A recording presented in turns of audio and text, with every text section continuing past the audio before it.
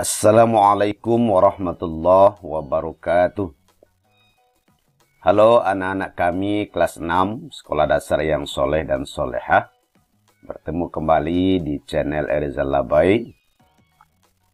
Kali ini kita akan membahas kiat sukses mengikuti tryout dan UAS tahun 2022 dalam mata pelajaran Pendidikan Agama Islam dan Budi Pekerti. Kita akan membahas indikator soal yang dilengkapi dengan ringkasan materi. Dengan menyimak video ini, insya Allah kalian akan bisa menjawab soal-soal tryout dan UAS dengan benar. Mari ikuti video ini sampai selesai. Soal nomor 1. Indikator soal. Peserta didik dapat mengartikan Quran Surat Al-Fatihah atau Quran Surat Al-Ikhlas dengan benar. Nah, untuk dapat menyelesaikan atau menjawab soal nomor 1 ini dengan benar, kalian harus hafal Surat Al-Fatihah dan Surat Al-Ikhlas dengan artinya. Dan inilah tampilan dari Quran Surah Al-Fatihah dengan artinya. Dan ini Quran Surat Al-Ikhlas dengan artinya. Soal nomor 2. Indikator soal. Peserta didik dapat menentukan pesan pokok Quran Surat An-Nas atau Quran Surat Al-Asri dengan benar. Untuk dapat menjawab soal nomor 2 ini dengan benar, kalian mesti paham dulu pesan pokok Quran Surat An-Nas dan pesan pokok Quran Surat Al-Asri. Di antara pesan pokok Surat An-Nas adalah, Surat An-Nas berisi tentang perintah kepada manusia agar berlindung kepada Allah Subhanahu wa Ta'ala dari segala kejahatan yang datang ke dalam jiwa manusia yang berasal dari jin dan manusia. Maksudnya, hanya Allah tempat berlindung dari segala kejahatan yang membisik-bisikkan ke dalam dada manusia. Kemudian pesan pokok surat Al-Asri.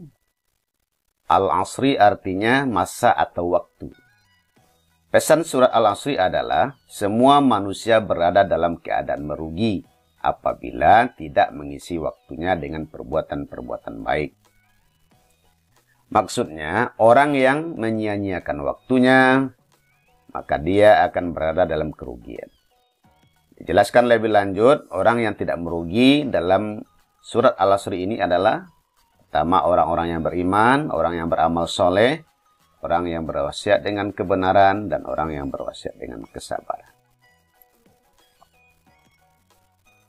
Soal nomor 3. Indikator soal. Disajikan bacaan Quran Surat An-Nasru atau Quran Surat Al-Kautsar. Peserta didik dapat melengkapi ayat dengan benar. Nah, untuk menjawab soal nomor 3 ini, kalian mesti hafal terlebih dahulu Quran Surat An-Nasru dan Quran Surat Al-Kautsar.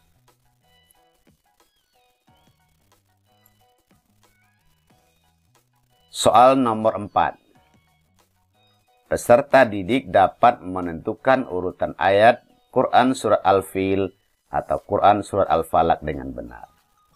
Nah, untuk dapat menjawab soal nomor 4 ini, kalian mesti hafal terlebih dahulu Quran Surat Al-Fil dan Quran Surat Al-Falaq. Barulah nanti kalian bisa menyusun ayat dengan benar. Nomor 5. Indikator soal. Peserta didik dapat mengidentifikasi makna Quran Surat Al-Fil atau Quran Surat Al-Falaq dengan benar.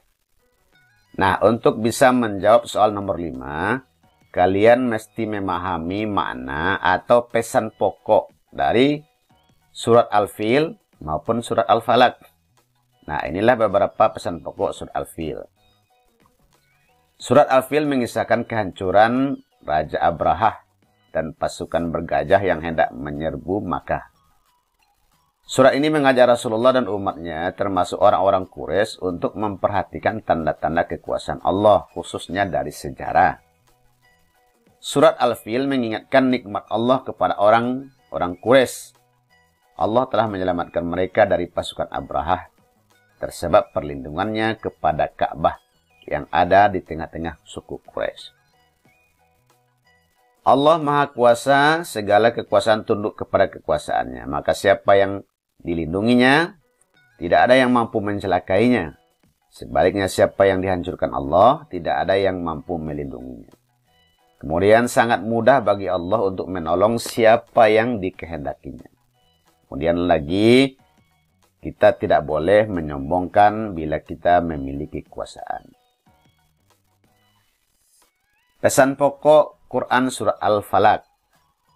Surat Al-Falaq mengajarkan kepada kita bahwa hanya Allah tempat berlindung. Perintah mohon perlindungan kepada Allah agar terhindar dari kejahatan makhluk. Kemudian mohon perlindungan kepada Allah agar terhindar dari kejahatan malam. Kemudian minta perlindungan kepada Allah agar terhindar dari kejahatan wanita penyihir. Kemudian mohon perlindungan kepada Allah dari kejahatan orang yang dengki. Soal nomor 6. Disajikan lafal Quran Surat At-Tin atau Quran Surat Al-Ma'un, peserta didik dapat menentukan hukum tajwid pada kata yang digarisbawahi dengan benar. Nah, untuk bisa menjawab soal nomor 6 ini dengan baik dan benar, kalian mesti tahu tajwid yang terdapat pada kata-kata yang ada dalam surat At-Tin ataupun surat Al-Ma'un. Nah, inilah beberapa tajwid yang ada pada surat At-Tin. Kalian bisa lihat sendiri. Kemudian inilah beberapa tajwid yang sering keluar menjadi soal pada surat Al-Ma'un. Nah, kalian dapat mencermati sendiri. Kemudian soal nomor 7. Disajikan gambar, peserta didik dapat menemukan ayat yang sesuai dengan perilaku tersebut dalam Quran Surah At-Tin atau Quran Surah Al-Ma'un dengan benar. Nah, nanti kalian disajikan gambar dalam soal, lalu gambar itu menggambarkan perilaku apa. Nah, lalu kalian cocokkan dengan perilaku yang ada dalam Quran Surat At-Tin dan Surat Al-Ma'un. Di antaranya adalah dalam Surat At-Tin, manusia diciptakan dalam bentuk yang sempurna. 2, di antara manusia ada yang dikembalikan ke tempat yang rendah, yaitu yang berbuat kemaksiatan. Ya. Kemudian yang ketiga, manusia yang beriman dan beramal soleh. Nah, untuk perilaku manusia dalam Surat Al-Ma'un ada pendusta agama, menyanyiakan anak yatim, tidak mau memberi makan orang miskin, melalaikan sholat, berbuat riya, dan enggan membantu orang lain alias kikir. Nah, kalian cocokkan nanti gambarnya dengan konten soalnya. Soal nomor 8.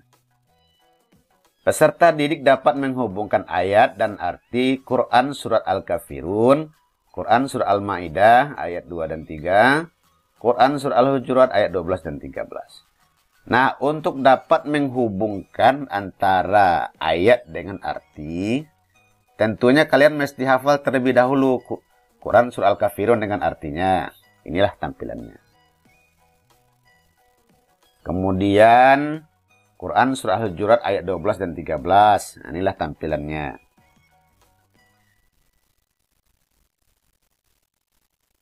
Nah, kemudian soal nomor 9.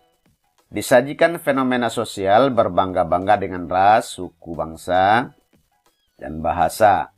Peserta didik dapat memberikan solusi dari memahami makna Quran Surah Al-Kafirun, Al-Ma'idah ayat 2 dan 3, Al-Hujurat ayat 12 dan 13 dengan benar. Materinya, Allah Subhanahu wa Ta'ala tidak memandang kepada penampakan fisik seseorang, melainkan memandang kepada kebahagiaan hati dan amal seseorang. Kemudian demikian juga Allah Subhanahu wa taala tidak memandang dari suku atau bangsa apa ia berasal. Yang paling mulia di sisi Allah adalah yang paling tinggi ketakwaannya. Artinya penilaian seseorang di sisi Allah hanya tergantung kepada amal solehnya, kepada ketakwaannya, bukan kepada harta bendanya, pangkatnya, keturunannya, dan lain sebagainya. Soal nomor 10. Peserta didik dapat mengimplementasikan makna Asmaul Husna Al-Quddus, As-Salam, dan Al-Khaliq dalam kehidupan sehari-hari. Nah, untuk dapat menjawab soal ini dengan baik, maka kalian mesti paham makna dari Asmaul Husna ini. Caranya mudah. Misal Al-Quddus, artinya Maha Suci. Nah, segala yang berhubungan dengan kesucian, baik kesucian lahir, kesucian badan, kesucian tempat, pakaian, dan lain sebagainya, atau juga kesucian batin, kesucian hati, jiwa, nah itu pasti ada kaitannya dengan Al-Quddus. Kemudian As-Salam, artinya Maha Menyelamatkan. Nah, segala sesuatu yang ada hubungannya dengan penyelamatan, baik penyelamatan manusia, penyelamatan hewan, penyelamatan benda-benda alam, dan lain sebagainya, pasti hubungannya dengan As-Salam. Kemudian Al-Khaliq, artinya Maha Pencipta. Nah, kalian bisa mengidentifikasi sesuatu yang berhubungan dengan penciptaan, itu kaitannya pasti dengan Asmaul Husna Al-Khaliq. Demikian saja, sangat mudah. Nah, inilah makna Asmaul Husna As-Salam. Kemudian makna Asmaul Husna Al-Khaliq.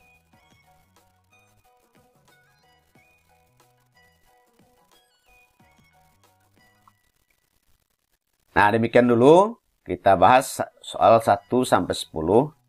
Untuk selanjutnya kita bahas pada video berikutnya. Demikian. Terima kasih atas perhatiannya dan mohon maaf bila terdapat kesalahan. Billahi taufiq wal hidayah. Wassalamualaikum warahmatullahi wabarakatuh.